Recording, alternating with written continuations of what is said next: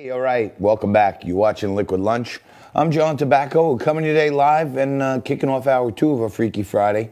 Joined again by my partner in crime, Frank Morano, who is now supposedly on to his second pie of the day. You on to the clam yet?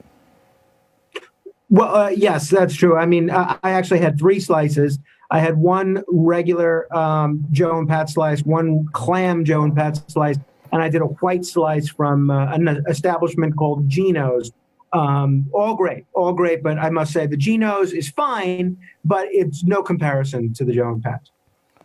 All right, and did you get an autographed pie from Joe and Pat's?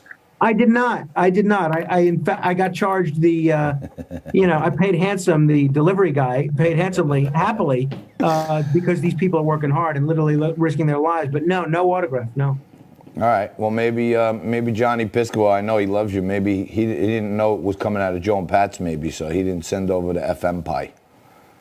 All right. Well, so it's very interesting, John. I was listening to Chris Markowski at the top of the show talk about Joe Biden and his issues. And I am someone that has, I'm not going to vote for Joe Biden.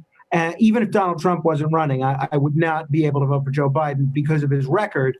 But I have been sort of sticking up for him with the people taking shots at his cognitive abilities or his lack of cognitive abilities. It got a little tougher after yesterday. I don't know if you saw this video in which he's talking about the jobs numbers, and I'm hoping Nico or Jessica has the ability to play it. Yeah. Oh yeah, bring it. Not a moment for excuses or deflections or blame game. We're in the middle of a pandemic that had cost us more than 85,000 jobs as of today. Lives of millions of people, millions of jobs. And we're in a position where, we just got new unemployment insurance this morning, numbers, 36.5 million claims since this crisis began, and almost 3 million new claims in the last week. The unemployment rate is nearing 15%, the highest it's been since the Great Depression. But I need not tell you all that. Of course, it's the least well off or being hit the hardest. 40% of the households making $40,000 or less experienced a job loss. I don't even know where to begin. Well, so I don't know. I mean, I'm wondering, look, the guy's 77 years old. I'm wondering if people are being too tough on him. It sounds like he transposed the jobs numbers with the lives lost numbers. Yeah. You know what? He's probably not sleeping a lot, probably going around the clock. Certainly, as anybody that's been in a campaign, let alone a presidential campaign, knows, probably a very stressful situation. Are we in the media, John, it's my question for you, and I guess the question for the audience as well, are we being too tough on Joe Biden? We didn't all jump on Donald Trump's throat when he said Tim Apple. I mean, can we give the guy a break?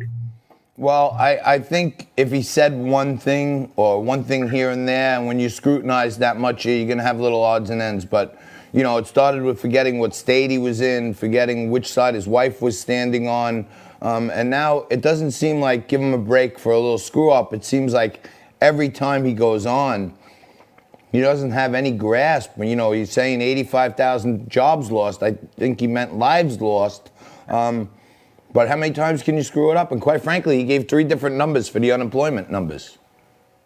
Well, look, that's fair. And it's bad any way you slice it. And I don't know if you saw the story today, but apparently a lot of Democratic activists, including a lot of Bernie supporters, are getting concerned about Biden's prospect in the general election, not just because of these gaffes, but if you look at the numbers, Trump's numbers aren't going up, but Biden's numbers aren't going up either. So it doesn't appear that Biden's winning many converts, even among people that are, to put it charitably, Trump skeptics. No doubt about it. All right, Frank, we got a quick break. We got John Iannarelli joining us right next. He's a retired FBI agent and an author. We're going to get his personal take on the Michael Flynn case right after this.